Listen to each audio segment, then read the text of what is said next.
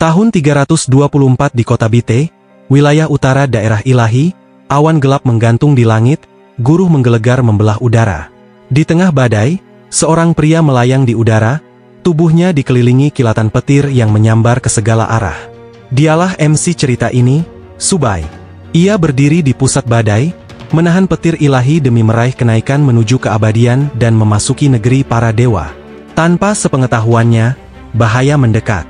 Seorang kultivator wanita berdiri di atas bunga teratai, mempersiapkan jurus petir ilahi yang dahsyat. Mengangkat pedangnya, ia melepaskan serangan tepat ke arah Subai. Pada detik terakhir, Subai berhasil menghindar. Meski lolos dari serangan mematikan, ia tetap terluka dan terhempas jatuh ke tanah. Wanita itu turun, mengacungkan pedangnya, dan menuntut Subai menyerah.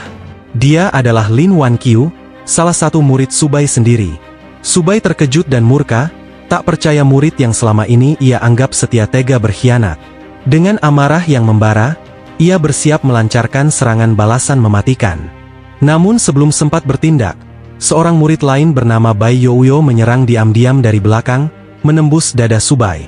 Bai Youyo kemudian berbisik kepada Subai, mengatakan bahwa meski sang guru telah melakukan banyak dosa, setidaknya mereka harus memberinya kematian yang layak. Subai yang terluka parah hanya bisa tertawa getir atas pengkhianatan itu. Ia merasa tak pernah memperlakukan murid-muridnya dengan tidak adil. "Mengapa mereka tega melakukan ini padaku?" tanyanya. Dengan amarah yang membara, ia bersumpah tidak akan mati sendirian. Jika ia harus jatuh, maka ia akan menyeret mereka semua bersamanya. Namun, saat hendak melepaskan jurus pamungkasnya, murid ketiga bernama Suer, mengaktifkan koin tembaga harta jatuh, menghantam tubuh Subai hingga terhempas ke tanah. Ia terkejut, tak menyangka Suer pun memilih berpihak pada para pengkhianat. Dua murid lainnya, si sulung dan murid kelima, tidak terlihat, membuat Subai bertanya-tanya kemana mereka pergi. Suer kemudian memerintahkan gurunya untuk tidak melawan, menuduhnya telah melakukan dosa-dosa besar yang tak terampuni, dan memperingatkan agar ia tak menyalahkan siapapun atas nasibnya. Mendengar itu, Subai hanya tertawa dan bertanya apakah mereka benar-benar percaya pada tuduhan palsu tersebut. Namun kini, setelah mereka menghunus pedang kepadanya, ia tak bisa lagi memaafkan mereka. Dalam keputusasaan, Subai mengaktifkan jiwa ilahi badan sejati hukum surga dan teknik bumi, sebuah jurus bunuh diri untuk menyeret musuh-musuhnya ke liang lahat. Menyadari niat sang guru, Lin Wanqiu dan yang lain panik, mencoba menghentikannya. Lin Wanqiu kemudian bertanya cemas pada Bai Youyo apakah senior mereka punya rencana cadangan, karena keadaan sudah di luar kendali. Namun semua usaha mereka sia-sia. Subai meledakkan tubuh sejati jiwanya sendiri, menghancurkan dirinya, murid-muridnya, dan separuh benua dalam ledakan yang mengerikan. Namun, itu bukanlah akhir. Saat Subai membuka mata kembali, ia mendapati dirinya berada di tempat asing yang tak ia kenali. Saat mencoba memahami keadaan, ia mendengar kegaduhan di luar. Mengintip melalui jendela, ia melihat dunia yang dikuasai wabah zombie. Orang-orang berlarian menyelamatkan diri, sementara gerombolan mayat hidup berkeliaran di jalan. Menyadari bahwa ia telah bereinkarnasi, pikiran Subai kembali pada para murid pengkhianatnya. Ia bertanya-tanya mengapa mereka mengkhianatinya, dan apa yang mereka dapatkan dari itu. Namun, Subai berpikir bahwa untuk saat ini, pertanyaan itu harus disimpan, karena prioritasnya adalah melatih tubuh barunya hingga puncak, kembali ke dunia kultivasi, dan menuntut balas. Ia kemudian mencoba mengumpulkan energi spiritual seperti dulu. Dahulu, tingkat kultivasinya hampir mencapai ranah keabadian. Jika ia bisa merasakan kekuatan spiritual di sekitarnya, ia yakin akan cepat berkembang. Namun, betapa terkejutnya ia saat mendapati tak merasakan apapun. Mengira tubuhnya terlalu lemah, ia kembali melihat keluar, lalu memahami kenyataan pahit, dunia ini sama sekali tidak memiliki kekuatan spiritual. Kemarahan menggelegak dalam dirinya, karena tanpa kekuatan spiritual, mustahil baginya untuk berkultivasi di dunia ini. Bahkan untuk sekadar bertahan hidup saja sudah akan sangat sulit. Tiba-tiba, seorang pria dan wanita menerobos masuk ke rumah, napas mereka terengah-engah setelah lolos dari kejaran zombie. Wajah mereka pucat ketakutan, seolah baru saja selamat dari maut. Namun tiba-tiba, pemuda berambut pirang itu langsung meraih tubuh wanita tersebut. Wanita itu kemudian memperingatkan bahwa pacarnya mungkin masih ada di rumah. dan akan gawat jika ketahuan. Pemuda berambut pirang itu hanya mencibir, berkata bahwa meskipun pacarnya melihat, ia tak akan bisa berbuat apa-apa. Saat ia mulai melepaskan pakaiannya, wanita itu melihat bekas gigitan di lengannya dan bertanya dari mana ia mendapat luka tersebut. Pemuda itu hanya mengangkat bahu, mengatakan mungkin digigit oleh orang-orang gila di jalan, dan menganggapnya bukan masalah besar. Mereka kemudian melanjutkan perbuatannya, hingga tiba-tiba wanita itu menyadari pemuda tersebut terdiam kaku. Saat ia bertanya ada apa dan mendesaknya untuk melanjutkan, ia terkejut melihat pemuda itu telah berubah menjadi zombie dan langsung menyerangnya. Wanita itu pun berjuang mati-matian, nyaris tak mampu melepaskan diri. Di saat yang sama, Subai yang mendengar keributan itu mulai curiga ada orang lain di rumah. Menggali ingatan tubuh barunya, ia teringat bahwa wanita itu adalah pacarnya, sedangkan pemuda berambut pirang tersebut adalah selingkuhannya. Subai tersenyum pahit, karena ternyata pemilik tubuh ini pun mengalami pengkhianatan dari orang yang dekat dengannya. Ia membuka pintu dan melihat pemuda yang sudah menjadi zombie itu menerjang sang wanita yang menjerit ketakutan. Wanita itu pun melihat Subai dan segera meminta pertolongan. Subai menatapnya dingin, tidak berkata apapun, hanya menyaksikan zombie itu merobek dagingnya. Lalu, tanpa sepatah kata, ia menutup pintu di belakangnya sambil berpikir bahwa dia pantas mendapatkan balasannya. Di dunia tanpa kekuatan spiritual ini, Subai tahu ia harus mencari cara untuk bertahan hidup. Jika tidak, ia mungkin akan mati di sini sebelum sempat kembali ke dunia asalnya. Ia kemudian duduk di lantai, mencoba mengambil sesuatu, apa saja dari lautan kesadarannya yang bisa menyelamatkan hidupnya. Namun, dengan tingkat kultivasi yang ia miliki saat ini, benda sihir tingkat tinggi seperti pil roh 9 perubahan jelas di luar jangkauan. Yang bisa ia lakukan hanyalah mengandalkan keberuntungan dan berharap yang terbaik. Akhirnya, ia mengeluarkan senjata sihir tingkat rendah, bendera 10.000 jiwa. Subai kecewa, karena bagaimana bisa ia hanya mendapatkan senjata sihir rendahan seperti ini. Ia berharap bisa memperoleh sesuatu yang benar-benar dapat menyelamatkan hidupnya di dunia yang kacau ini. Ketika rasa frustrasinya memuncak, tiba-tiba sebuah jendela biru muncul di hadapannya, sebuah pesan sistem. Terdeteksi bahwa Subai telah memperoleh senjata sihir bendera 10.000 jiwa. Subai kini terikat pada sistem bendera 10.000 jiwa. Level sistem saat ini, 1. Kapasitas, 10 jiwa. Syarat peningkatan ke level 2. Buru dan kalahkan mutan tingkat awal. Penasaran? Subai bertanya-tanya, sistem macam apa ini? Apalagi terikat pada senjata sihir tingkat rendah seperti bendera 10.000 jiwa. Seingatnya, fungsi bendera itu hanya untuk mengumpulkan jiwa. Melihat kebingungan Subai, sistem kemudian menjelaskan bahwa dengan menggunakan bendera 10.000 jiwa, ia dapat memanen jiwa orang mati, mengubah kekuatan jiwa itu menjadi kekuatan spiritual, lalu mengembalikannya pada dirinya. Semakin tinggi tingkat bendera, semakin kuat jiwa yang dapat dikumpulkan, dan semakin besar pula kekuatan spiritual yang akan ia peroleh. Namun, ada syaratnya. Siapapun yang sudah mati lebih dari 5 menit akan kehilangan jiwanya sepenuhnya, sehingga tidak dapat dikumpulkan. Melihat itu Subai tersenyum, karena memang mungkin mengubah kekuatan jiwa menjadi kekuatan spiritual.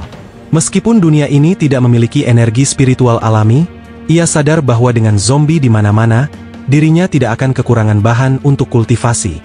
Ia teringat pada kekasihnya yang telah mengkhianatinya dan pemuda berambut kuning itu. Keduanya kini menjadi zombie, sedang menghantam pintu. Subai membukanya, dan kedua zombie itu langsung menerjang. Ia dengan cepat membunuh mereka menggunakan bendera 10.000 jiwa.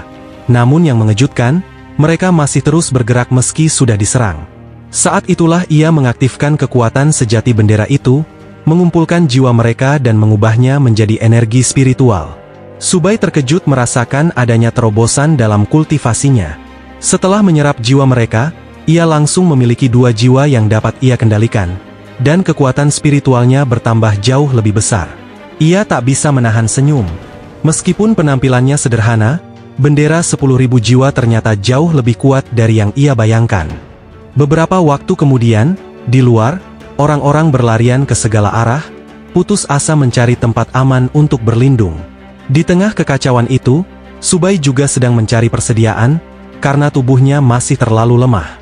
Aku tidak bisa banyak berkultivasi dalam kondisi seperti ini, pikirnya. Pertama, aku harus mencari persediaan, lalu memikirkan cara untuk peningkatan bendera 10.000 jiwa. Tiba-tiba, sekelompok zombie yang bertengger di atas gedung terdekat mendengar keributan di bawah, dan melompat ke arah kerumunan yang berlarian. Di antara mereka ada seorang wanita pirang bertubuh gemuk yang panik melihat zombie mendekat. Dalam upaya putus asa menyelamatkan diri, ia meraih wanita lain dari kerumunan dan melemparkannya ke arah zombie, menjadikannya perisai manusia. Kebetulan Subai menyaksikan tindakan mengerikan itu dan terkejut saat mengenali bahwa wanita yang dilempar ke zombie itu tampak persis seperti Lin Wanqiu, salah satu muridnya yang dulu pernah mengkhianatinya. Marah dan bingung akan keberadaannya di sini, ia segera memanggil bendera 10.000 jiwa dan membunuh zombie yang menyerangnya. Lin Wanqiu terengah-engah lega, bersyukur telah diselamatkan. "Bagaimana kau bisa ada di sini?" tanya Subai dengan tatapan tajam. "Belum lama ini, kau menggunakan teknik petir ilahi padaku, membuatku terpuruk. Sekarang, bahkan melawan monster tingkat rendah saja kau tak berdaya." Sulit baginya untuk percaya bahwa mantan muridnya yang dulu begitu merepotkan kini menjadi begitu lemah. Namun, Lin Wanqiu hanya menatapnya dengan bingung. Ia sama sekali tidak tahu siapa Subai atau apa yang sedang dibicarakannya. Bahkan tak mengerti bagaimana ia bisa tahu namanya, padahal setahunya, mereka belum pernah bertemu. Sambil berdiri, ia mengucapkan terima kasih atas pertolongan Subai dan bertanya apakah mereka pernah bertemu sebelumnya. Naik pitam, Subai mengacungkan tombaknya ke arahnya. "Jangan pura-pura gila, jangan pikir kau bisa lolos dengan berpura-pura tidak tahu," ucapnya. Terkejut, Lin Wanqiu mencoba menenangkannya, berkata bahwa ini bukan waktunya saling menuduh, karena masih banyak monster di sekitar, jadi mereka harus pergi dan mencari tempat aman. Mendengar kata-katanya, Subai ragu. "Apa aku salah orang atau dia memang bukan Lin Wanqiu yang kukenal?" pikirnya. Sulit baginya untuk percaya bahwa wanita di hadapannya bukan murid pengkhianat yang ia ingat. Wajahnya sama persis, dan ia yakin tidak akan keliru mengenali wajah itu, kecuali saat datang ke dunia ini, dia kehilangan ingatannya. Ia mendekat, berharap bisa menyelidiki, namun perutnya berbunyi. Lin Wanqiu tersenyum mendengar suara itu dan menyebutkan bahwa ada pusat perbelanjaan besar tidak jauh dari situ. Ia berencana mencari persediaan di sana dan mungkin berlindung, lalu mengajak Subai untuk ikut. Meski sempat ragu, akhirnya ia setuju, hanya untuk memastikan apakah wanita ini benar-benar Lin Wanqiu atau bukan. Menggenggam tangannya, Lin Wanqiu mendesaknya untuk bergegas agar mereka bisa mengumpulkan persediaan dan menunggu tim penyelamat. Subai pun mengikutinya, masih terombang-ambing antara rasa curiga dan rasa penasaran. Ia berpikir bahwa meski dia benar-benar kehilangan ingatannya, pengkhianatannya tetap tidak akan terhapus dalam kepalanya, dan cepat atau lambat, wanita itu akan membayar perbuatannya. Setengah jam kemudian, mereka tiba di pintu masuk sebuah supermarket. Saat berdiri di depan pintu, Lin Wanqiu menanyakan nama Subai. Dari nada suaranya, jelas ia memang tidak mengetahui siapa Subai sebenarnya. Kebingungan yang ditunjukkannya sama sekali bukan kepura-puraan. Meski begitu, Subai tetap menolak menurunkan kewaspadaannya. Ia kemudian melangkah melewatinya dengan sikap dingin, lalu menyebutkan namanya singkat. Setelah perkenalan singkat, Lin Wanqiu mengajaknya masuk ke dalam. Ia mengusulkan agar mereka memanfaatkan sumber daya di dalam supermarket dan menunggu tim penyelamat. Namun, begitu mereka masuk, pemandangan yang mereka dapati jauh dari harapan. Supermarket itu telah dipenuhi zombie, dan tidak semuanya biasa. Di antara gerombolan itu, tampak seekor zombie yang sudah bermutasi. Makhluk itu menggumamkan kalimat aneh seperti promosi kartu diskon, sebelum dengan brutal membantai beberapa zombie biasa yang menghalangi jalannya. Tanpa ragu, zombie bermutasi itu kemudian menerjang langsung ke arah Subai. Dari auranya, Subai bisa merasakan kekuatannya berada pada tahap awal ranah lautan spiritual. Ia segera menyadari, itulah mutan tingkat awal yang dibutuhkan untuk meningkatkan level bendera 10.000 jiwa. Sementara Lin Wanqiu ketakutan dan bersembunyi di belakangnya, Subai melihat ini bukan sebagai ancaman, melainkan peluang emas. Bendera 10.000 jiwa pun dipanggil. Kemudian, ia mensumon 2 zombie yang sebelumnya ia serap. 2 zombie budak yang ia kendalikan segera ia perintahkan untuk menyerang mutant itu. Akhirnya, supermarket itu pun seketika berubah menjadi medan pertempuran. Zombie-zombie yang ia kendalikan membantai satu persatu zombie biasa, tetapi perhatian mutant itu segera tertuju pada mereka. Dengan kecepatan luar biasa, mutant itu menewaskan salah satu zombie budaknya.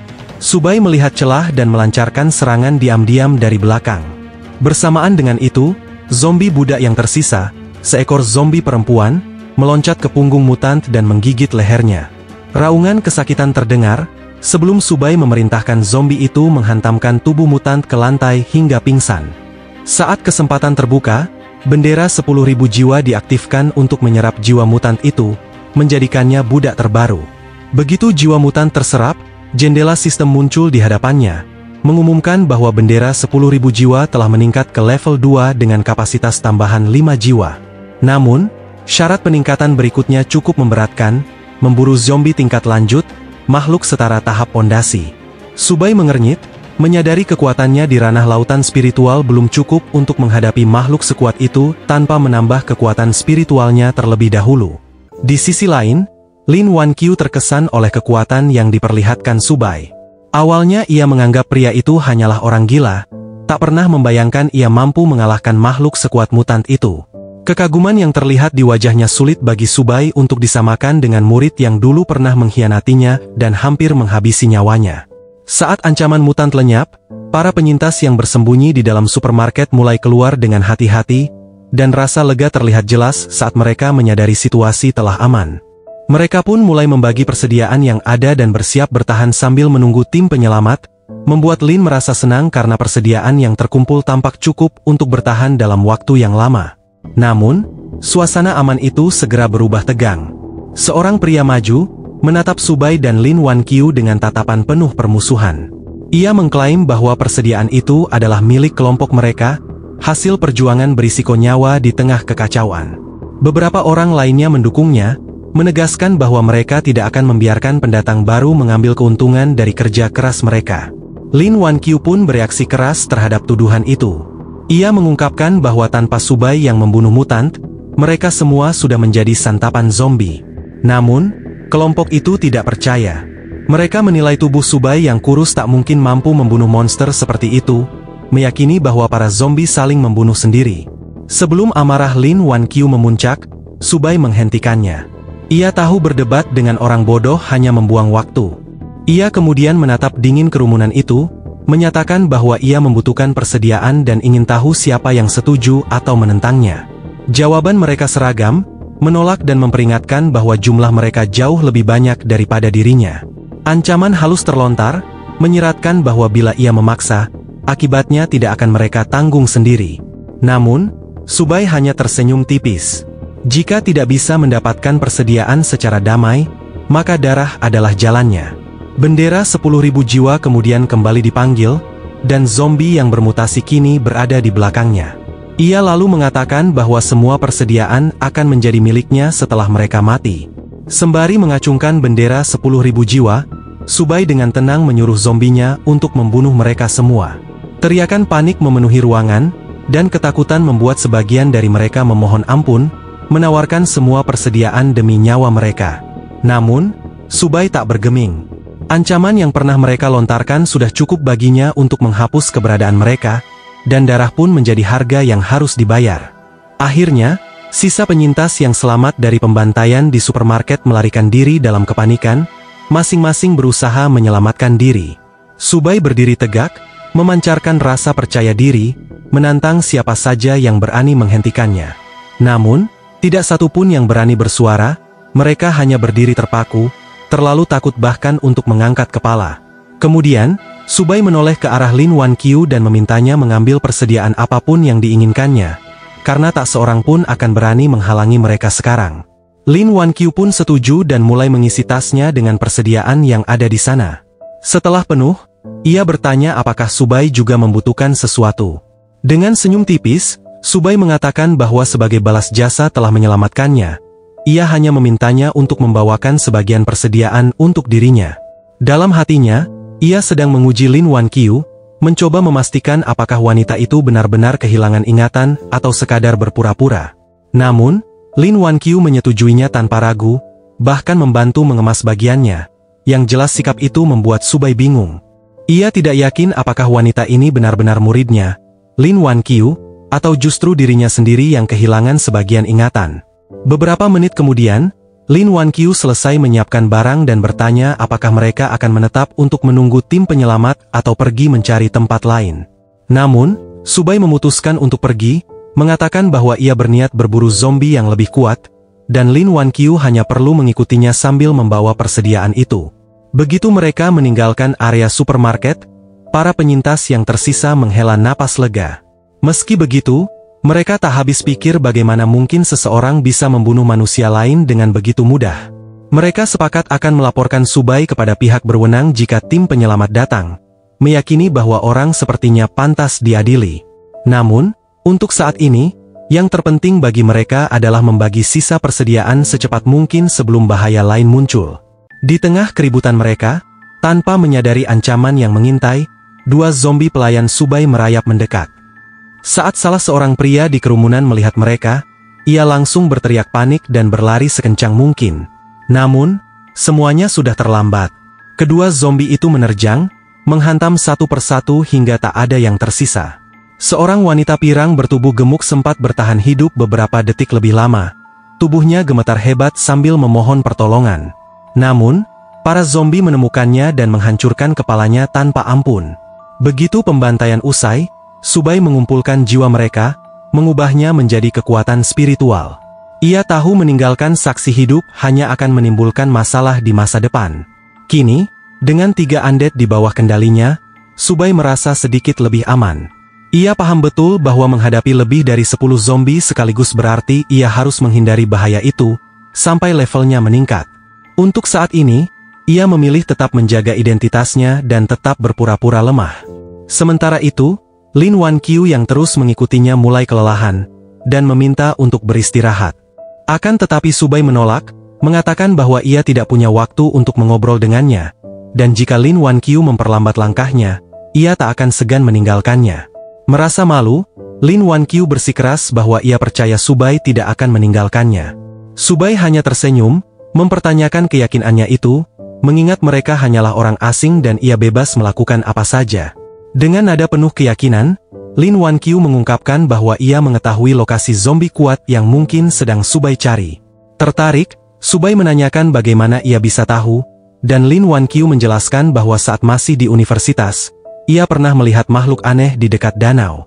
Terlebih lagi, bau yang dipancarkannya sangat tidak biasa, dan ia yakin makhluk itu berbahaya. Meski tidak sepenuhnya yakin, ia menduga itu bisa saja zombie tingkat lanjut yang sedang diburu Su Bai. Mendengar penjelasan itu, Su Bai merasa layak untuk menyelidikinya. Ia kemudian meminta Lin Wanqiu untuk memimpin jalan, membuat wanita itu langsung terkejut. Beberapa waktu kemudian, mereka telah tiba di tujuan, dan kampus itu telah dipenuhi zombie.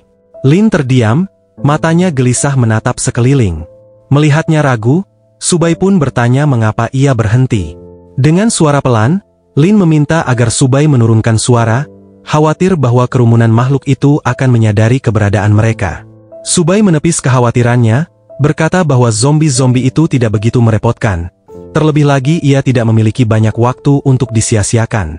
Setelah berkata demikian, ia memanggil zombie pelayannya untuk membuka jalan, dan seketika itu mereka langsung maju untuk menyerang. Peringatan Lin agar mereka bergerak dengan diam pun diabaikan begitu saja, dan ia bertanya apakah Su Bai selalu begitu. Namun Su Bai hanya diam, dan terus mengamati undead pelayannya yang sedang membantai zombie-zombie di sana. Dalam hati, Su Bai bertanya-tanya apa yang sebenarnya telah menimpa dunia ini, hingga mengubah manusia menjadi makhluk setengah manusia, setengah arwah. Tiba-tiba, suara gaduh terdengar dari belakang. Lin Wanqiu mengenali suara itu sebagai teman-teman sekelasnya. Rupanya, mereka keluar untuk mencari persediaan, namun kini terjebak di antara para zombie. Seorang siswa yang ketakutan melemparkan senjatanya ke arah zombie yang menyerangnya, tapi meleset, dan zombie itu terus maju. Beruntung, seorang siswa lain datang dan berhasil membunuhnya, lalu menarik temannya untuk segera mundur karena makhluk-makhluk itu terlalu kuat bagi mereka. Lin mengenali mereka sebagai Guming dan Li Mingxuan, teman-teman sekelasnya. Ia tak mengerti mengapa mereka ada di tempat ini. Su Bai menyadari reaksinya dan menanyakan apakah dia mengenal mereka. Ketika Lin mengaku bahwa mereka adalah teman sekolahnya, Su Bai menanyakan apakah ia ingin menyelamatkan mereka atau tidak. Tiba-tiba, Lin menggenggam tangan Su Bai, mengatakan bahwa selama kedua temannya itu bisa mengalihkan perhatian zombie, mereka bisa melarikan diri. Jika zombie mengetahui keberadaan mereka, nyawa mereka akan dalam bahaya. Subai pun kembali bertanya, apakah ia tidak ingin menyelamatkan teman-temannya. Lin pun menjawab bahwa ia tentu ingin menyelamatkan mereka jika kondisinya memungkinkan. Tetapi saat ini ia tidak bisa mempertaruhkan nyawa Subai. Jawaban itu pun membuat Subai yakin, bahwa jika wanita ini memang murid pengkhianat dari masa lalunya, ia tak akan berkata seperti itu. Ia sadar jika Lin Wanqiu yang ini adalah wanita biasa. Namun, sebelum mereka sempat pergi, hal yang paling ditakuti Lin pun terjadi. Teman-temannya melihatnya dan memanggilnya untuk minta tolong, karena mereka tidak bisa bertahan lebih lama. Lin merasa kesal, ia tidak menyangka bahwa Li Mingxuan, di tengah kepungan zombie, bisa berteriak sekencang itu, menarik perhatian makhluk-makhluk tersebut. Dalam sekejap, puluhan zombie berbalik arah, tertarik pada Subai dan Lin Wanqiu. Panik, Lin Wanqiu menangis dan meminta maaf pada Subai karena telah menyeretnya ke dalam situasi ini. Namun, Subai hanya merespons dengan memanggil pelayannya untuk menyerang, membanggakan bahwa ia pernah membunuh penguasa iblis ke-9 dari alam baka. Baginya, zombie-zombie rendahan ini bukan lawan yang layak bagi dirinya. Meski pasukannya berhasil membantai banyak musuh, jumlah zombie yang datang terlalu banyak. Subai kehilangan 2 undead pelayannya, dan zombie mutasinya pun berada dalam masalah. Ia menyadari bahwa menghadapi 10 zombie sekaligus sudah menjadi batas kemampuannya saat ini. Jika ingin membalikkan keadaan dan bertahan hidup, ia harus memancing sebagian zombie menjauh. Ia kemudian bertanya pada Lin, apakah ada sesuatu di sekitar yang bisa menghasilkan suara keras. Mendengar itu, Lin merasa bingung, namun ia teringat ponselnya dan menyerahkannya pada Subai. Melihat itu Subai heran, bertanya-tanya bagaimana mungkin sebuah kotak kecil bisa mengeluarkan suara keras. Tanpa menjelaskan, Lin langsung menyalakan musik di ponselnya. Jelas, Subai terkejut mendengar betapa keras suara yang keluar dari apa yang ia sebut sebagai kotak logam kecil tersebut. Tertarik oleh musik yang menggelegar itu, banyak zombie yang menyerang undead mutasinya mulai mengalihkan perhatian ke arah Subai. Subai merasa senang, berkata bahwa itu sungguh harta karun yang luar biasa. Setelah berkata demikian, ia melemparkan ponsel itu kepada undead mutasi miliknya. Undead mutasi tersebut menangkap ponsel dan mulai berlari, menarik sebagian besar gerombolan untuk mengejarnya. Dengan begitu banyak zombie yang kini mengejar undead mutasi itu, Subai dan sisa zombie peliharaannya bebas menyingkirkan ancaman yang tersisa satu persatu. Lin kagum karena trik sederhana itu berhasil. Namun, Subai segera menarik tangannya dan mengingatkan bahwa mereka tidak punya waktu untuk merayakan ini, karena mereka harus segera pergi sebelum lebih banyak zombie datang. Beberapa saat kemudian, keduanya berhasil melarikan diri dengan selamat menuju gedung kelas. Begitu keluar dari bahaya, Lin kembali mengucapkan terima kasih karena Subai telah menyelamatkan nyawanya. Ia mengakui bahwa tanpa Subai, ia tidak akan bisa bertahan sejauh ini. Subai pun menjawab bahwa itu bukan masalah besar, menjelaskan jika dirinya hanya membalas budi karena Lin telah membantunya menemukan zombie tingkat lanjut, dan sebagai gantinya ia telah menyelamatkannya. Jadi, keduanya sama-sama diuntungkan. Tak lama kemudian, teman-teman sekelas Lin juga berhasil selamat. Semua itu berkat undead milik Subai yang telah mengalihkan dan membunuh sebagian besar zombie. Namun, mereka segera menyadari bahwa Lin membawa sebuah tas besar berisi persediaan. Mereka sangat gembira melihat Lin kembali dengan begitu banyak perbekalan. Dengan jumlah itu, mereka yakin bisa menunggu sampai tim penyelamat datang. Namun, Lin mencibir dan mengingatkan bahwa persediaan itu diperoleh oleh Subai, yang ia panggil tuan, dan ia tidak berhak membagikannya tanpa seizinnya. Mendengar itu Li Mingxuan marah dan mengatakan bahwa dalam krisis seperti ini, tidak ada gunanya membedakan mana milik siapa. Ia lalu berkata bahwa siswa lain juga membutuhkan persediaan itu untuk bertahan hidup. Salah satu teman sekelas Lin yang merasakan ketegangan di sana segera menengahi, dan menyarankan mereka berhenti berdebat lalu kembali ke ruang kelas terlebih dahulu. Mereka bisa memutuskan cara membagi perbekalan setelah berada di tempat yang lebih aman. Orang itu kemudian menoleh kepada Subai dan mengundangnya untuk ikut bersama mereka, mengatakan bahwa mereka harus tetap bersama dalam situasi seperti ini. Akhirnya, Subai dan Lin pun mengikuti mereka kembali ke kelas. Dalam perjalanan, Lin meminta maaf kepada Subai atas masalah ini, tetapi meyakinkannya bahwa ia tidak akan membiarkan siapapun menyentuh jatah perbekalannya. Subay pun mengatakan agar Lin tidak perlu khawatir, karena tujuan mereka hanya menemukan zombie tingkat lanjut. Namun, ia tetap bertanya bagaimana Lin bisa yakin bahwa orang-orang ini akan menuruti perkataannya. Lin pun menjawab bahwa ada banyak guru di antara para penyintas, sehingga tidak ada yang berani bertindak sembarangan. Mendengar itu Subay hanya tersenyum, berkata bahwa sebaiknya mereka bersikap baik, atau ia tidak bisa menjamin keselamatan mereka. Sementara itu, siswa botak berbisik kepada Li Mingxuan bahwa ia melihat tas itu penuh dengan makanan. Dengan begitu banyak perbekalan, mereka bisa bertahan setidaknya sebulan sampai tim penyelamat datang. Li Mingxuan pun mengangguk, tetapi khawatir Lin tidak akan setuju. Selain itu, ia bertanya kepada temannya itu, bagaimana cara untuk menangani Subay. Siswa lain lalu menimpali, mengatakan bahwa kini mereka telah kembali ke wilayah mereka sendiri, jadi Lin dan Subay tidak bisa begitu saja menolak. Jika Lin Wanqiu dan Subay mau bekerja sama, mungkin mereka akan mendapatkan sedikit dari perbekalan itu sebagai imbalan. Dan jika tidak, mereka harus menghadapinya dengan cara yang keras. Tak lama kemudian, mereka tiba di depan pintu kelas. Li Mingxuan kemudian memanggil guru untuk membukakan pintu, sambil mengumumkan bahwa mereka membawa persediaan. Guru itu lega melihat mereka selamat, lalu mempersilakan semua masuk dan meminta perbekalan segera dibagikan. Saat Subay masuk, ia melihat banyak penyintas berada di dalam, yang sejauh ini berhasil menghindari zombie. Ia lalu berpikir bahwa mungkin karena para zombie belum menyerbu area ini. Kemudian, siswa yang memakai kacamata itu kembali mendesak Lin untuk membagikan persediaan sekarang juga, mengeluh bahwa mereka tidak makan selama 3 hari. Dengan sedikit menahan kesal, Lin mengatakan bahwa ia hanya akan memberikan setengahnya, karena separuh lagi adalah milik Subay dan mereka tidak punya hak untuk menyentuhnya. Mendengar itu Li Mingxuan mencibir dan bertanya mengapa satu orang membutuhkan begitu banyak makanan. Ia lalu menawarkan untuk membeli jatah Subay dengan harga 10 kali lipat dari harga pasar. Menatap Subay, Li Mingxuan bertanya apakah ia bersedia menjual perbekalannya. Mendengar itu, Subay pun tersenyum dan setuju. Namun, pada saat itu juga, Li Mingxuan mencoba mengklaim seluruh persediaan milik Lin, lupa bahwa Subay bukanlah orang yang mudah dihadapi. Tanpa ragu, Subay memanggil undead mutasi miliknya, bersiap menyerang Li Mingxuan.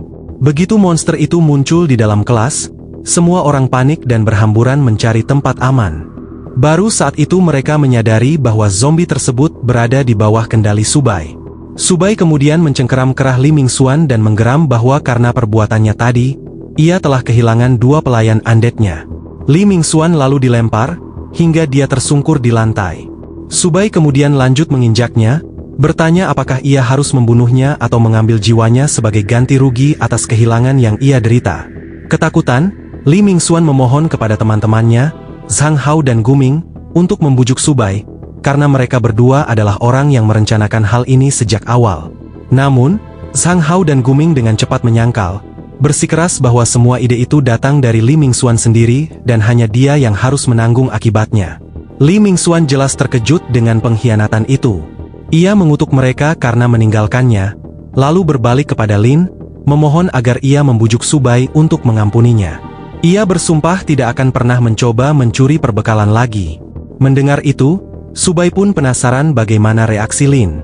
Mengejutkannya, Lin justru meminta maaf atas nama Li Mingxuan dan memohon kepada Subay agar memaafkannya kali ini demi kebaikan semua orang. Ia bahkan rela memberikan bagiannya sendiri, asalkan tidak ada seorang pun yang menyentuh milik Subay. Melihat pengorbanannya, Subay mulai menyadari bahwa mungkin perempuan ini memang bukan murid pengkhianat yang ia kenal di masa lalu, meski kemiripannya sangat jelas. Memutuskan bahwa ia tak lagi perlu menjaganya, Subay berkata bahwa sekarang setelah Lin menemukan rekan-rekannya, saatnya ia pergi melanjutkan pencarian zombie tingkat lanjut sendirian. Namun, Lin menahannya, mengatakan bahwa ia tahu di mana makhluk itu mungkin berada. Ketika Subay bertanya apakah ia pernah melihatnya, Lin menjawab tidak, tapi ia bisa merasakan kehadiran yang mengerikan di suatu tempat di sekolah ini, terlebih lagi auranya membuat dirinya merasa takut. Perkataan itu pun membuat Subay terkejut, karena kemampuan merasakan kekuatan spiritual menunjukkan bahwa Lin Wanqiu memiliki fisik spiritual bawaan. Hal ini membuatnya tercengang, karena sejauh yang ia tahu, tak ada orang lain di dunia ini yang memiliki fisik seperti itu kecuali muridnya yang hilang. Ia lalu bertanya-tanya, bahwa mungkinkah dia benar-benar wanita itu yang kehilangan ingatannya, atau ada penjelasan lain tentang ini? Di dunia kultivasi asalnya, sebelum Subai dikhianati oleh murid-muridnya, Lin Wanqiu pernah mendekatinya untuk memohon menjadi muridnya. Saat itu, Subai mengatakan bahwa ia hanya akan menerimanya jika ia berhasil menemukan sesuatu yang ia minta. Akhirnya, setelah beberapa saat, Lin Wanqiu pun berhasil menemukannya dan kembali untuk meminta agar dirinya diterima sebagai murid. Ketika Subai bertanya bagaimana ia menemukannya, Lin Wanqiu membungkuk hormat dan menjawab bahwa ia terlahir dengan kemampuan melacak jejak dan bayangan. Kemudian ia berjanji, jika diterima sebagai murid, ia akan menjadi pedang di tangan Subai dan tak akan pernah mengecewakannya. Melihat tekad itu, Subai menerimanya sebagai murid kedua.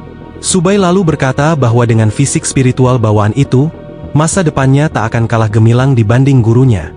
Namun, Lin Wanqiu dengan rendah hati berkata bahwa hidupnya telah diselamatkan oleh Subai, sehingga ia tak akan pernah bermimpi melampaui seniornya, karena ia hanya ingin berada di sisinya dan meringankan bebannya. Subai lalu berjalan mendekat dan berkata agar ia berhenti memanggilnya senior. Kini setelah menjadi muridnya, ia harus memanggilnya guru. Itulah momen ketika Subai mengetahui bahwa Lin Wanqiu memiliki fisik spiritual bawaan. Meski ia tak tahu bagaimana wanita itu bisa kehilangan ingatannya, baginya hal itu tidak penting. Ia tetap berencana membunuhnya, menangkap jiwanya, dan menjadikannya pelayan abadi di bawah siksaan pemurnian jiwa. Namun tiba-tiba, Lin menggenggam tangannya dengan cemas, memperingatkan bahwa makhluk yang ia rasakan tadi benar-benar sedang menuju ke arah mereka. Ia pun mendesak agar mereka pergi sebelum terlambat. Mendengar itu, Subai terdiam, lalu tiba-tiba tertawa seperti orang gila, membuat semua orang di ruangan terkejut. Dalam hati, ia berpikir bahwa tadi ia hampir membunuh wanita ini, tetapi fisik spiritual bawaan adalah tubuh langka yang tak ternilai, dan membunuhnya sekarang akan menjadi pemborosan. Ia lalu berpikir bahwa lebih baik dia dijadikan bidak catur, dan setelah perannya selesai, ia akan memberinya tempat di dalam bendera 10.000 jiwa. Sementara itu, monster mutasi yang diperingatkan oleh Lin mulai mendekati gedung. Ia telah merasakan energi spiritual milik Subai dan mengikutinya sampai ke tempat mereka berkumpul. Makhluk mutasi ini cerdas, dan dia merasa jika baru-baru ini dirinya cukup beruntung bisa menyerap sedikit energi spiritual untuk mengisi kembali intinya. Jika bukan karena itu, ia juga akan berakhir menjadi setengah manusia setengah arwah. Saat mendeteksi keberadaan energi spiritual di dunia tandus ini, ia merasa sangat bersemangat. Berdiri di depan gedung universitas, makhluk mutasi itu menengadah, lalu melompat langsung menembus lantai atas, menghantam ruangan tempat Subai dan yang lainnya berada. Melihat makhluk itu, Subai berpikir, apakah ini entitas kuat yang dimaksud Lin Wanqiu, seekor iblis ular mutasi. Namun saat ia mengamati lebih saksama, ada sesuatu yang terasa janggal, karena aura makhluk ini terasa familiar. Di sisi lain, para siswa di ruangan mulai panik, menjerit, dan berusaha kabur. Namun, betapa terkejutnya mereka ketika mendapati pintu terkunci, membuat mereka tak bisa keluar. Lin lalu menunjuk ke arah makhluk itu dan berseru, bahwa ini adalah makhluk yang sama yang ia lihat di tepi danau buatan. Ia juga mengatakan jika aura yang ia rasakan selama ini berasal darinya. Subai terkejut, karena iblis ular mutasi ini ternyata memiliki energi spiritual. Jelas ini bukan mutan biasa, melainkan adalah binatang iblis dari alam kultivasi. Tetapi kemudian ia bertanya-tanya, mengapa makhluk seperti itu muncul di tempat seperti ini? Iblis ular mutasi itu menyeringai dan berbicara, berkata bahwa meski dunia ini miskin akan energi spiritual dan dipenuhi hama arwah, tempat ini jauh lebih menyenangkan daripada alam kultivasi yang busuk itu. Di sini ia bisa berpesta daging manusia sepuasnya tanpa gangguan para kultivator terkutuk. Seketika, ia meraih salah satu siswa untuk dilahap, dan siswa yang ketakutan itu menjerit minta tolong. Seorang guru kemudian menoleh kepada Subai lalu memintanya menyelamatkan para siswa, dan jika ia mau melindungi mereka, sang guru akan melakukan apa saja yang diminta. Subai kemudian melirik dingin dan berkata, bahwa apakah ia bisa atau tidak, itu bukanlah masalah, karena hidup mereka tidak ada hubungannya dengannya. Guru itu tetap memohon, lalu ia menawarkan sejumlah besar uang jika Subai mau menolong mereka. Namun Subai menolaknya mentah-mentah, karena uang tidak menarik minatnya. Ia malah berkata agar mereka tidak khawatir, karena setelah mereka semua mati, ia akan mengumpulkan jiwa mereka. Sementara itu, saat iblis ular tersebut melahap siswa, Subay memerintahkan undead mutasinya untuk menyerang. Mendengar perintah tersebut, zombie itu segera melompat ke udara dan menghantamnya dari belakang, menjatuhkan iblis ular mutasi ke lantai. Saat makhluk itu tergeletak tak sadarkan diri, zombie itu melompat ke atasnya untuk menghabisinya. Namun tiba-tiba, mata iblis ular itu terbuka lebar. Lidahnya terjulur panjang, membelit erat undead Subay. Menatap Subay, ia berkata bahwa dirinya tahu itu, karena penciumannya tidak mungkin salah. Benar-benar ada energi spiritual di sini. Luar biasa, seorang kultivator di dunia ini. Meski kekuatannya lemah, tapi tetap cukup, ucapnya. Namun, undead Subay menendang mulutnya, membebaskan diri dari lilitan lidah iblis itu. Subay pun menyeringai dan berkata, "Jadi, iblis ular mutasi ini datang mencariku setelah merasakan energiku. Tak masalah, aku akan menumbangkannya." Setelah berkata demikian, Subay berpikir bahwa seekor monster di tahap pondasi, dulu, makhluk sampah seperti ini tak layak menarik perhatiannya. Namun kini, ketika kultivasinya hanya berada di tahap lautan spiritual, ia harus lebih berhati-hati. Membunuh orang-orang di sini dan memurnikan jiwa mereka mungkin cukup untuk membuatnya menembus batas. Ia kemudian berbalik pada mereka, lalu dengan dingin berkata bahwa dalam kondisinya sekarang, ia tak sanggup mengalahkan makhluk itu. Karena itu, mereka semua harus mengandalkan diri mereka sendiri.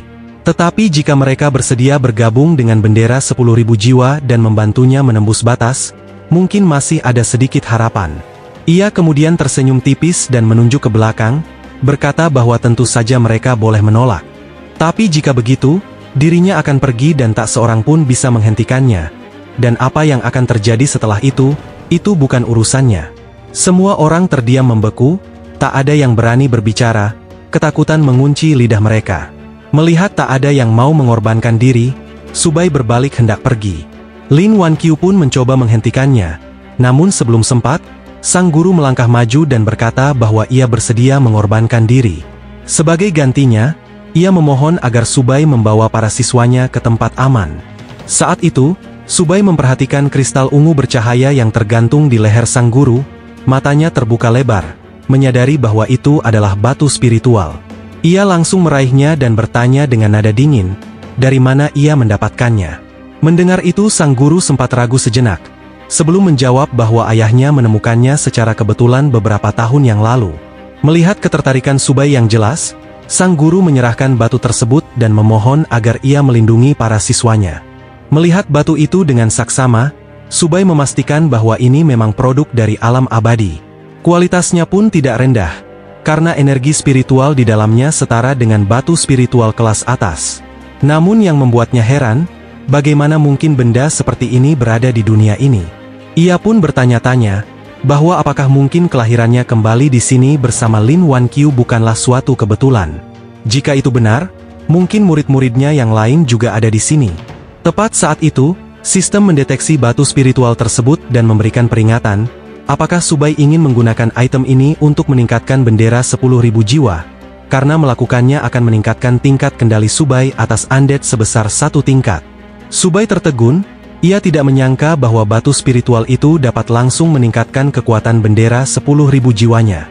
Dalam hati, ia bertekad untuk mengumpulkan lebih banyak batu semacam ini di masa depan.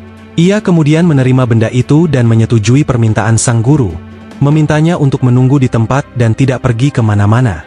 Sementara itu, ular iblis bermutasi yang marah setelah diserang undead mutasi milik Subay meraung, merasa diremehkan. Makhluk itu pun langsung menerjang ke arah Subay, berniat membunuh dan menyulingnya demi meningkatkan kekuatannya sendiri.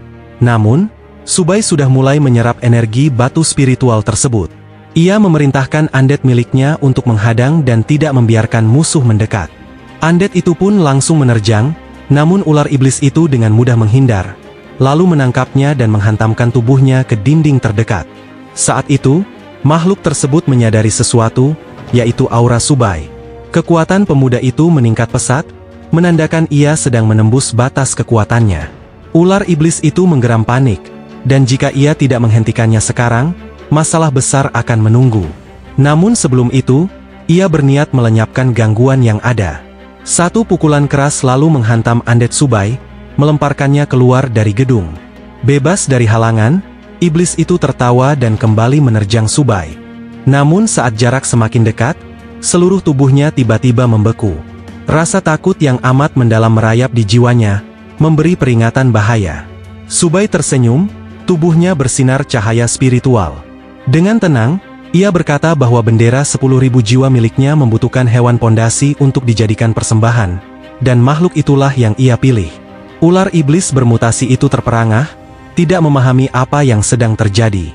Tiba-tiba, undead mutasi Subai kembali, kini telah berevolusi dari level biasa menjadi level tingkat lanjut. Dengan tubuh yang menjulang, zombie itu meraih leher sang ular iblis. Dan dengan satu kata, Subai memberi perintah untuk membunuhnya. Seketika, cakar tajam undead itu menembus dada iblis itu, lalu mengangkatnya tinggi dan melemparkannya ke seberang bangunan. Namun sebelum terjatuh, iblis itu berhasil berpegangan pada tepi bangunan. Terengah-engah, ia sadar telah meremehkan Subai, tak menyangka pemuda itu bisa menembus batas kekuatan di tengah pertempuran. Meski begitu, ia belum mau menyerah. Dengan amarah liar, ia meraung keras memanggil para zombie di sekitar untuk datang menyerbu dan membunuh manusia-manusia itu. Di saat yang sama, Li Mingxuan tiba-tiba berubah menjadi sosok setengah manusia setengah ular iblis, lalu membantai kedua temannya sendiri. Para siswa yang melihatnya terkejut, tak percaya Li Mingxuan tega membunuh rekan-rekannya. Salah satu dari mereka berteriak, bertanya mengapa ia melakukan hal itu. Namun Li Mingxuan hanya menyeringai dingin, mengatakan bahwa ia sudah cukup lama menahan diri terhadap mereka, lalu bertanya dengan nada sinis, bukankah rasanya menyenangkan dikhianati? Ia pun berbalik menuju siswa yang tersisa dan menerjang, berniat menghabisi semuanya. Teriakan memenuhi udara saat para siswa panik melarikan diri, sebagian memohon agar diberi ampunan. Namun ia tak mengindahkan permintaan mereka, justru menikmati sensasi berkuasa atas makhluk-makhluk lemah itu. Menyaksikan pembantaian mengerikan tersebut, sang guru terjatuh ke tanah, suaranya bergetar ketakutan, bertanya-tanya mengapa semuanya bisa berakhir seperti ini. Diliputi rasa ngeri, Lin Wanqiu, yang sekarang akang sebut Lina, kemudian menoleh pada Subai dan mempertanyakan apa yang terjadi pada Li Mingxuan. Namun Subai hanya tersenyum, ia tidak menyangka akan melihat seorang manusia rela menjadi pelayan seekor iblis. Namun perkembangan ini justru menguntungkannya, karena semakin banyak yang mati, maka itu semakin baik. Itu menghemat tenaganya, karena pada akhirnya semuanya akan menjadi bagian dari bendera 10.000 jiwa miliknya. Saat Li Mingxuan bersiap membunuh siswa terakhir, sang guru maju dan berteriak, berusaha menghentikannya. Li Mingxuan kemudian meraih kerahnya, mendesis, dan mengatakan bahwa jika ia juga ingin mati, maka ia akan mengabulkannya. Cakarnya terangkat, siap menghabisi nyawa sang guru, namun Subai datang dan menarik guru itu ke belakang. Lina kemudian dengan nada mendesak berkata bahwa dalam situasi ini, tidak ada cara untuk menenangkan semua orang. Ia juga berkata bahwa yang terpenting saat ini adalah bertahan hidup, dan satu-satunya orang yang bisa membantu mereka hanyalah Subai. Akan tetapi, bagi Subai, nasib orang lain tidaklah penting, namun sang guru adalah pengecualian. Ia membutuhkan wanita itu tetap hidup, karena hanya dia yang bisa memandunya menemukan sumber batu spiritual tersebut. Tanpa ragu, Subai membuka bendera 10.000 jiwa dan mulai menyerap roh semua siswa yang telah tewas. Kemudian, ia dengan nada tegas berkata, "Para jiwa, bangkitlah." Li Mingxuan terperangah, ia telah lama menunggu kehadiran tuannya, dan kini tak ada lagi yang bisa menghentikannya. Ia menatap Subai dengan penuh kebencian, lalu menerjang sambil berteriak, menantang bahwa tanpa perlindungan monster peliharaannya, Subai bukanlah apa-apa. Subai hanya tersenyum tenang, lalu memanggil arwah para siswa yang baru saja dibunuh Li Mingxuan. Para undead itu pun langsung menyerbu, berusaha menyeretnya masuk ke dalam bendera 10.000 jiwa. Li Mingxuan kebingungan, bertanya-tanya bagaimana mungkin mereka masih hidup. Namun ia segera menyadari bahwa mereka hanyalah arwah gentayangan yang dibangkitkan oleh kekuatan Subai. Mengabaikan mereka, ia menggeram, lalu menjerit dengan sangat keras. Sementara itu, sang ular iblis memperhatikan bendera 10.000 jiwa milik Subai dengan nada meremehkan. Ia menuduh Subai hendak menggunakan senjata murahan itu padanya, seolah menganggapnya hanya sampah. Mendengar itu Subai tertawa, mengatakan bahwa ular itu tidak tahu sedang berhadapan dengan siapa. Ia kemudian menatap tajam ke arah ular iblis itu, lalu berkata bahwa benderanya masih membutuhkan jiwa sepertinya sebagai persembahan. Di saat yang sama, Li Mingxuan berhasil melepaskan diri dari cengkeraman para undead Subai, dan berlari menuju ular iblis itu untuk meminta bantuan. Di sisi lain, sang iblis menggerutu, mengeluh bahwa nasibnya begitu sial karena bertemu seorang kultivator abadi, yang ternyata adalah kultivator iblis. Ia juga bergumam bahwa ini sangat merepotkan, karena Subai bisa mengendalikan boneka-boneka aneh yang berbahaya. Ia sadar bahwa meskipun telah menembus ranah pondasi, melanjutkan pertarungan bisa berakhir buruk. Dalam skenario terburuknya, ia takkan mendapatkan energi spiritual dan justru akan mati di tangan Subai dan para undeadnya. Putus asa, ia meraih Li Mingxuan, menggeram bahwa ia telah memberinya kekuatan dan kini saatnya membalas budi. Tanpa ragu, ia melemparkan Li Mingxuan ke arah Subai untuk memberi waktu agar dirinya bisa melarikan diri. Namun sebelum sempat kabur, Subai memerintahkan para undeadnya untuk menyerang. Undead mutasi milik Subai pun langsung melompat tinggi, lalu menghantamkan tubuhnya ke arah ular iblis itu, membenamkannya ke tanah. Undead itu segera mencengkeram dan menahannya, mengunci semua gerakan sang ular iblis. Ular iblis itu berjuang keras, namun Subai segera mengubah beberapa undeadnya menjadi bentuk patung batu, menancapkan mereka ke anggota tubuh iblis tersebut. Kedua tangan dan kakinya terikat begitu erat, hingga tak mampu bergerak sedikit pun. Dengan suara bergetar penuh amarah, iblis itu mengakui kekalahannya untuk hari ini, namun memperingatkan bahwa belenggu ini tidak akan bisa menahannya selamanya. Tiba-tiba, kepala iblis itu terlepas dari tubuhnya dan segera melarikan diri sembari berteriak menyebut Subai bodoh, karena yang bisa berganti kulit bukan hanya kumbang emas, melainkan dirinya juga bisa melakukan itu. Li Mingxuan yang melihat iblis itu kabur, segera berteriak memintanya untuk menunggu. Namun sebelum ia sempat bergerak, para siswa yang selamat dari pengkhianatannya mengepungnya, dan tatapan penuh kebencian menyala di mata mereka. Seseorang lalu berkata dingin bahwa karma akan selalu kembali, mempertanyakan apakah dia benar-benar mengira bisa lolos setelah membunuh begitu banyak orang. Ketakutan menyelimuti wajah Li Mingxuan, ia terhuyung mundur, mengancam akan membunuh siapa saja yang mendekat. Tetapi kerumunan itu tak lagi takut padanya, mereka menerjang tanpa belas kasihan untuk menghajarnya. Tak jauh dari sana, Lina menatap kejauhan dengan nada tak percaya, mempertanyakan apakah mereka benar-benar akan membiarkan monster itu pergi. Subai hanya menyeringai, menyebutnya sekadar ular iblis rendahan dan menegaskan bahwa makhluk itu takkan bisa lolos dari jangkauan indera spiritualnya. Di kejauhan, ular iblis yang kini bebas dari belenggu menghembuskan napas panjang. Ia baru saja lolos dari kematian, namun satu pertanyaan terus mengusik pikirannya. Dari mana asal kultivator iblis itu? Ia pun bertanya-tanya, apakah mungkin Subai juga terseret ke dunia ini melalui celah ruang sama sepertinya? Ia lalu membuang semua prasangka itu yang menurutnya tidak penting, karena dirinya sudah bebas sekarang. Ia juga beranggapan bahwa kultivator tahap fondasi seperti Subai takkan pernah bisa menemukannya. Namun ia keliru, karena sebelum sempat melangkah lagi, ia merasakan sesuatu di belakangnya. Ternyata, Subai sudah berdiri tepat di belakangnya bersama undead-undeadnya. Di sana, Subai bertanya bahwa apakah dia mau kabur, dan apakah dia yakin bisa kabur dari indera spiritualnya. Kemudian, dengan nada dingin, ia memerintahkan undeadnya untuk menyerang. Atas perintah itu, para undead Subai langsung menerkam, mengunci kaki dan tangannya, lalu menghantam titik vitalnya hingga menyegel intinya. Namun, dengan suara penuh kebencian, sang iblis berteriak, mengaktifkan kemampuan pamungkasnya yang bernama klon bayangan ular. Puluhan bayangan ular hijau membanjiri udara, menyerbu ke arah Subai. Tawa meremehkan terdengar dari mulut sang ular iblis, karena menurutnya, bendera 10.000 jiwa milik Subai takkan berguna, dan begitu ia memakan Subai, semua undead itu tak akan menjadi masalah baginya. Mendengar itu, Subai kemudian menyebut ular iblis tersebut tak tahu diri. Ia kemudian mengangkat bendera 10.000 jiwanya, menusuk salah satu ular di sana. Jelas ular iblis itu terperangah, bertanya bagaimana mungkin Subai bisa menembus ilusi yang bahkan para kultivator jiwa tingkat tinggi tak mampu menembusnya. Ular iblis itu kemudian melihat ke arah Subai, dan bertanya siapa sebenarnya dia. Namun, Subai tidak menjawab itu.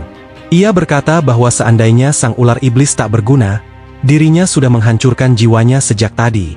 Setelah berkata demikian, bendera 10.000 jiwa itu kemudian melepaskan kekuatan pengikat jiwa untuk mengikat jiwa sang ular iblis tersebut.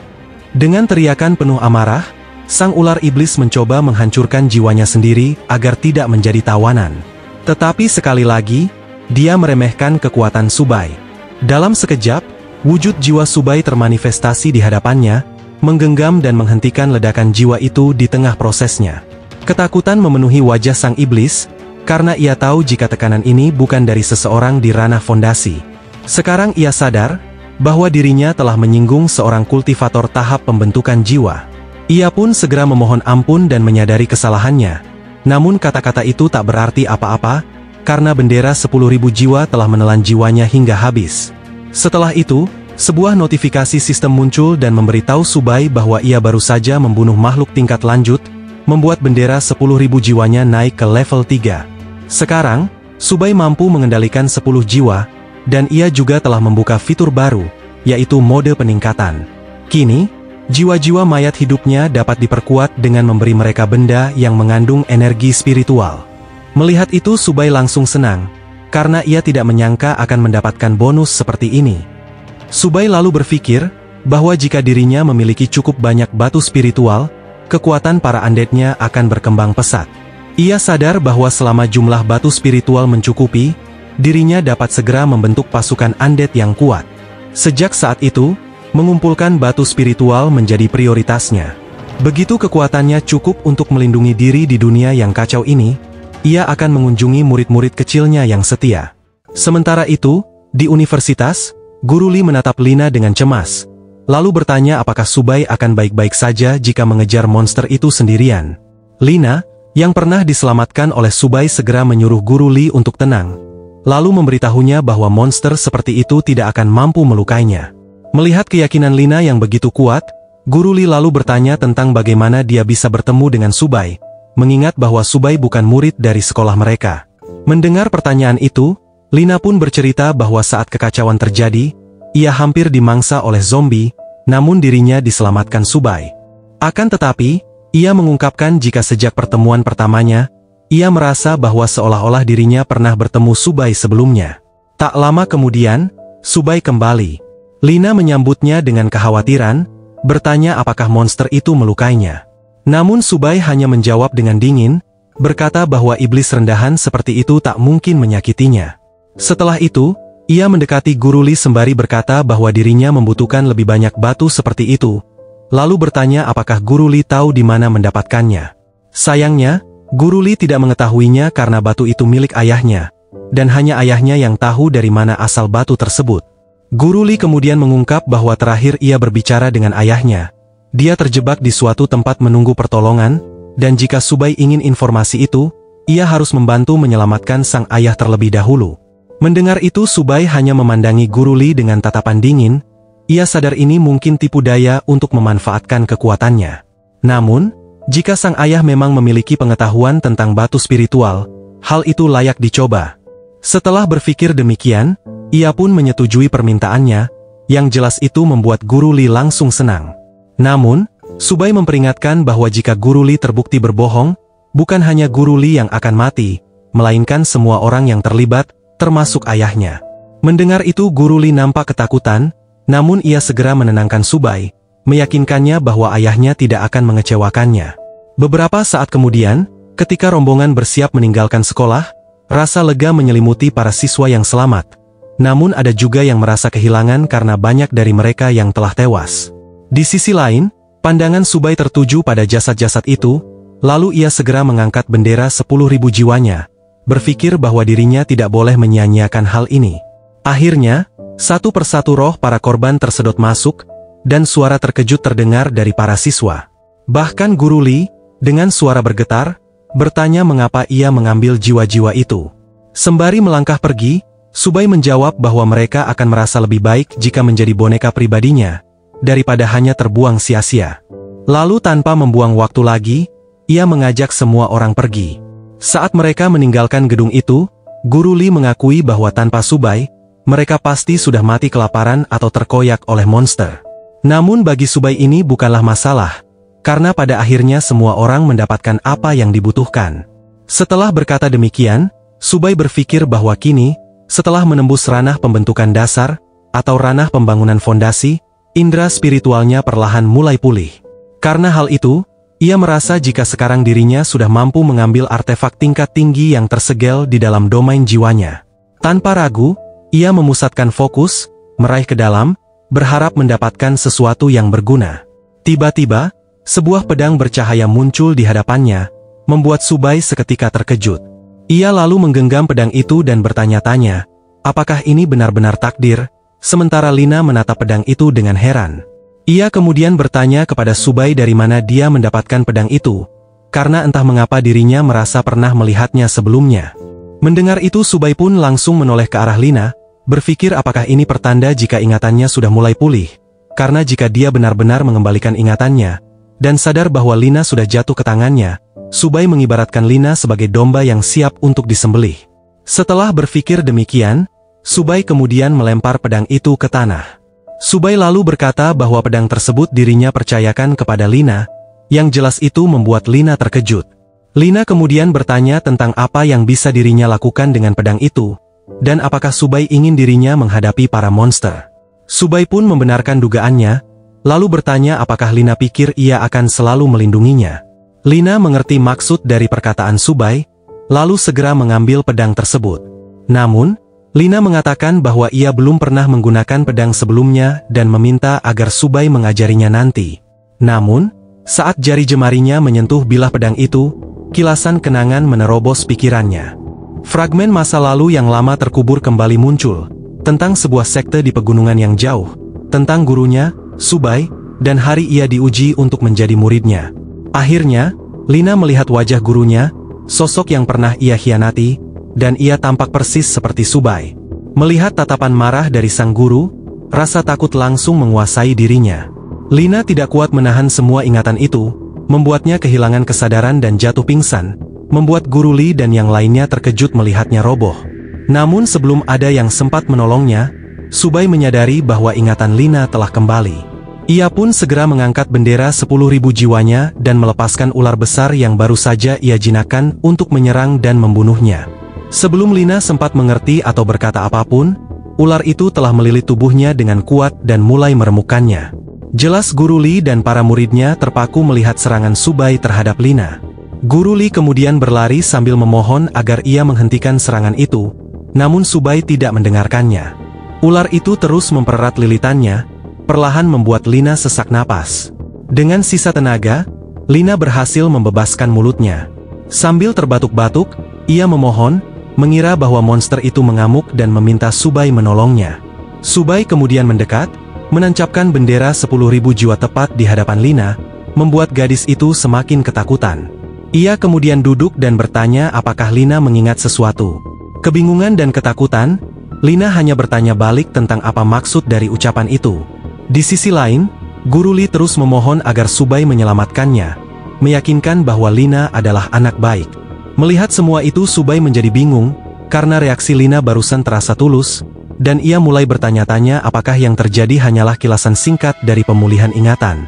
Untuk memastikan, ia kemudian menempelkan tangannya di kepala Lina dan melakukan pencarian jiwa untuk menyelami ingatannya.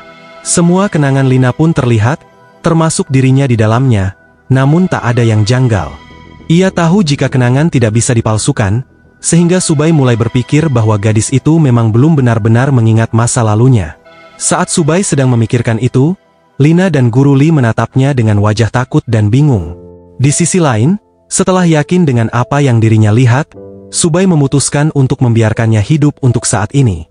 Ia kemudian memanggil kembali ular itu yang langsung melepaskan Lina dan kembali masuk ke bendera 10.000 jiwa. Setelah itu Subai pun berjalan pergi seperti tak terjadi apa-apa, dan mengatakan bahwa mungkin pedang itu memang tidak cocok untuk Lina, lalu memerintahkan semua orang agar tidak membuang waktu. Saat Guru Li menenangkan semua murid, Lina berpikir bahwa ia merasakan sesuatu yang aneh, karena ia tiba-tiba memanggil Subai dengan sebutan Master Agung, dan kenapa ada rasa yang begitu familiar terhadapnya. Di waktu yang sama, Subai pun merasa bingung. Ia mulai bertanya-tanya apakah semua ini memang sudah menjadi takdir, atau hanya sebuah jebakan semata. Akhirnya, ia pun bertekad untuk menyelidikinya lebih dalam dan mengusut tuntas semua ini. Beberapa jam kemudian, Guru Li membawa mereka ke sebuah bangunan. Ia menunjuk ke arah bangunan itu dan mengatakan bahwa tempat tersebut adalah salah satu properti keluarganya. Ia juga berkata bahwa ayahnya terakhir kali menghubunginya dari sini, namun sepertinya ia tidak berhasil mengungsi karena terhalang monster yang berada di sana. Mendengar itu, Subai menatap bangunan tersebut dan mengatakan bahwa mereka akan memeriksanya. Namun, tiba-tiba salah satu murid mengusulkan agar mereka menunggu di luar saja. Murid-murid lain setuju, mengatakan bahwa mereka mungkin tidak akan bisa membantu Subai jika ikut masuk, sehingga lebih baik menunggu di sini sampai Subai dan yang lain keluar kembali. Subai pun menjawab bahwa itu tidak masalah, lalu menegaskan bahwa sejak ia membawa mereka keluar dari sekolah, bagian dari kesepakatannya sudah terpenuhi. Jadi, kemana mereka akan pergi selanjutnya tidak ada hubungannya lagi dengannya. Guru Li pun memandang ketiga muridnya yang berdiri ketakutan di sana. Ia kemudian memerintahkan mereka untuk tetap di tempat dan tidak kemana-mana, karena saat Subai dan yang lain kembali keluar, mereka akan dibawa menuju tempat perlindungan resmi yang aman. Ketiga murid itu pun berjanji akan tetap di tempat dan memintanya untuk tidak khawatir. Begitu Guru Li pergi bersama Subai dan Lina, para murid itu menghela napas lega, karena mereka merasa bebas. Seorang gadis kemudian berkata bahwa ia bahkan tidak berani bernapas dalam-dalam, khawatir jika Subai marah, ia bisa saja membunuh mereka. Yang lain setuju, mengatakan bahwa pria itu lebih menakutkan daripada para monster. Seorang lagi meminta mereka berhenti membicarakan hal itu dan tetap diam agar bisa bertahan hidup. Sementara itu, Subai, Lina, dan Guru Li mendekati gerbang gedung tersebut. Sebelum masuk, Lina merasakan sesuatu dan meminta mereka menunggu. Pandangannya beralih ke sisi jalan, dan ia melihat sesuatu bergerak mendekat, yang ternyata itu adalah sekelompok tentara yang sedang dikejar oleh para zombie. Melihat itu Guru Li langsung senang, karena mereka sepertinya adalah tim penyelamat, dan mungkin mereka tahu di mana ayahnya berada. Mendengar itu, Subai pun langsung memanggil para undead-nya, lalu menyuruh mereka semua untuk maju membersihkan jalan yang menghalangi jalannya. Di sisi lain, salah satu tentara melihat undead Subai yang berlari mendekat. Ia lalu bertanya kepada kaptennya, apa yang harus mereka lakukan sekarang. Sang kapten pun menyuruh anak buahnya untuk tidak panik, lalu memerintahkan mereka untuk menyebar dan membentuk kelompok kecil supaya mereka tidak dikepung oleh gerombolan monster-monster itu. Akhirnya, para tentara berpencar dan bersembunyi di celah-celah bangunan, sementara para undead Subai menyerbu zombie lain dari depan. Zombie mutan, yang sekarang Akang panggil Lau, segera mengayunkan cakar tajamnya, menebas ratusan zombie dalam sekali serang. Di sisi lain, ular besar, yang sekarang Akang panggil Snake, membuka mulutnya yang besar dan langsung melahap zombie-zombie itu. Melihat pemandangan aneh ini, para tentara menjadi bingung. Seorang tentara kemudian bertanya kepada kaptennya, mengapa monster-monster itu saling bertarung satu sama lain, sementara yang lain berkata jika ia belum pernah melihat hal seperti itu sebelumnya. Sang kapten sendiri pun merasa heran, mempertanyakan jenis pertempuran macam apa ini. Cukup sekian untuk hari ini. Kalau kalian suka ceritanya, jangan lupa like dan subscribe, supaya tidak ketinggalan alur cerita manhwa seru lainnya di channel Kak Cerita Manhwa.